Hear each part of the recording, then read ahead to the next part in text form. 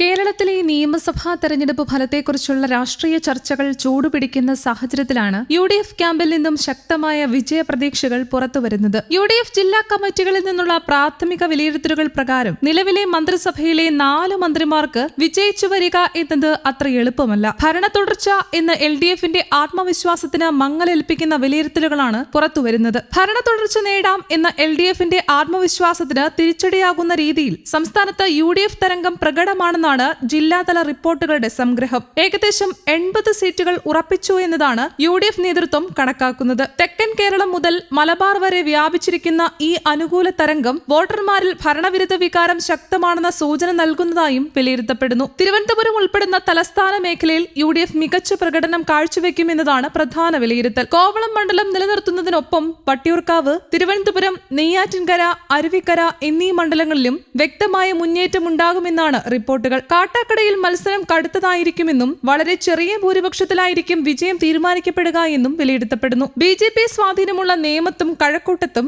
UDF സ്ഥാനാർത്ഥികൾ അട്ടിമറി വിജയം നേടാൻ സാധ്യതയുണ്ടെന്നുമാണ് നിരീക്ഷണം. കൊല്ലം ജില്ലയിൽ കുണ്ടറയും കരുനാഗപ്പള്ളിയും നിലനിർത്തുന്നതിനൊപ്പം കൊല്ലം, ചവറ, കുന്നത്തൂർ മണ്ഡലങ്ങളും യു.ഡി.എഫ് പിടിച്ചെടുക്കുമെന്നാണ് പ്രതീക്ഷ. കൊട്ടാരക്കര, പത്തനാപുരം മണ്ഡലങ്ങളിൽ കടുത്ത പോരാട്ടം നടന്നതായും ഫലം പ്രവചനാതീതമാണെന്നും ജില്ലാ കമ്മിറ്റി റിപ്പോർട്ടുകൾ വ്യക്തമാക്കുന്നു. കോട്ടയം ജില്ലയിൽ പുതുപ്പള്ളി, കോട്ടയം, കടുത്തുരുത്തി എന്നിവിടങ്ങളിൽ യു.ഡി.എഫിന് ശക്തമായ മുന്നേറ്റമുണ്ടാകുമെന്നും പാലായിൽ മാണി സി കാപ്പൻ മുൻതൂക്കം നിലനിർത്തുന്നു എന്നുമാണ് വിലയിരുത്തൽ. പത്തനംതിട്ട ജില്ലയിൽ കോന്നി ഒഴികെ മറ്റു മണ്ഡലങ്ങളിൽ യു.ഡി.എഫ് വിജയം പ്രതീക്ഷിക്കുന്നു. പ്രത്യേകിച്ച് വീണ ജോർജ് മത്സരിക്കുന്ന മണ്ഡലത്തിൽ പരാജയ സാധ്യത ഉയർന്നതായി റിപ്പോർട്ട് ചൂണ്ടിക്കാണിക്കുന്നു. ഇടുക്കി ജില്ലയിൽ തദ്ദേശ തെരഞ്ഞെടുപ്പിൽ കണ്ട മുന്നേറ്റം നിയമസഭാ തെരഞ്ഞെടുപ്പിലും ആവർത്തിക്കുമെന്നാണ് യു.ഡി.എഫ് കണക്കാക്കുന്നത്. ഇവിടെ റോഷി അഗസ്റ്റിൻ പരാജയപ്പെടുമെന്നും ദേവികുളം മണ്ഡലത്തിൽ രാഷ്ട്രീയ മാറ്റങ്ങൾ ഇടതുപക്ഷ വോട്ടുകളിൽ പിളർപ്പ് സൃഷ്ടിക്കുമെന്നും റിപ്പോർട്ടിൽ പറയുന്നു. ആലപ്പുഴയിൽ മുൻ മന്ത്രി ജി സുധാകരൻ ഇടത് വിമത സ്ഥാനാർത്ഥിയായി അമ്പലപ്പുഴയിൽ അട്ടിമറി വിജയം നേടാൻ സാധ്യതയുണ്ട് എന്ന വിലയിരുത്തൽ ശ്രദ്ധേയമാണ്. ഹരിപ്പാടിൽ രമേശ് ചെന്നിത്തല മണ്ഡലം നിലനിർത്തുമെന്നും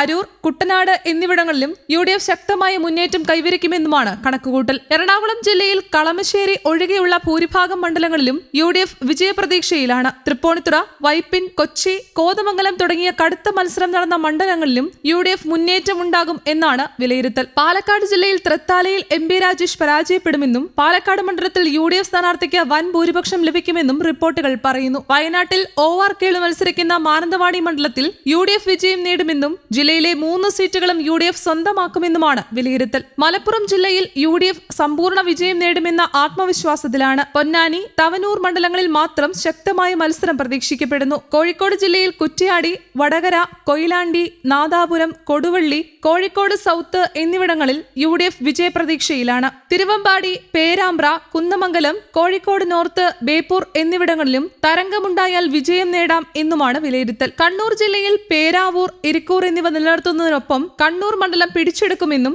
അഴീക്കോട്, കൂത്തുപറമ്പ് മണ്ഡലങ്ങളിൽ മത്സരം അതീവ കടുത്തതായിരിക്കുമെന്നും റിപ്പോർട്ടുകൾ പറയുന്നു. കാസർഗോഡ് ജില്ലയിൽ മഞ്ചേശ്വരം, കാസർഗോഡ്, തൃക്കരിപ്പൂർ മണ്ഡലങ്ങളിൽ ഉറച്ച വിജയപ്രതീക്ഷയും ഉദുമയിൽ കടുത്ത മത്സരം നടക്കുന്നതിനിടയിലും യു.ഡി.എഫിന് നേട്ടമുണ്ടാകാമെന്നുമാണ് കണക്കുകൂട്ടൽ. സംസ്ഥാനത്ത് ഭരണവിരുദ്ധ തരംഗവും പ്രാദേശിക ഘടകങ്ങളുടെ ശക്തമായ പ്രവർത്തനവും യു.ഡി.എഫിന് അനുകൂല സാഹചര്യം സൃഷ്ടിക്കുന്നു എന്നതാണ് പ്രാഥമിക വിലയിരുത്തലുകളുടെ പ്രധാന സാരം. എന്നാൽ അന്തിമഫലം വോട്ടെണ്ണലിന് ശേഷം മാത്രമേ വ്യക്തമാകൂ എന്നതിനാൽ ഈ വിലയിരുത്തലുകൾ രാഷ്ട്രീയ ചർച്ചകളിൽ വലിയ സ്വാധീനം ചെലുത്തുന്നു എങ്കിലും ഔദ്യോഗിക സ്ഥിരീകരണം ലഭിക്കുന്നതുവരെ കാത്തിരിക്കേണ്ടതുണ്ട്. News desk, Kerala Kaumudi.